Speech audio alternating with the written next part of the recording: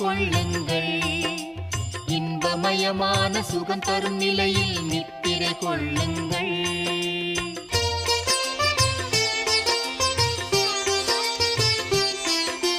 நீர் படுக்கும் இடம் தனை வைராக்கியம் என்னும் துடைப்பத்தால் தினம் பக்தியுடனே சுத்தம் செய்தோம்.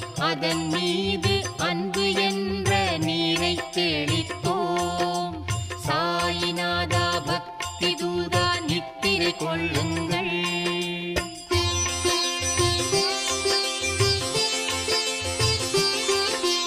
ஒன்பது வித பக்தி என்ற விரிப்பினை உமது பாதமலர்களுக்கடியில் வைத்தோம். ஞானம் என்ற தீப ஜோதியை ஏற்றி வணங்குகிறோம்.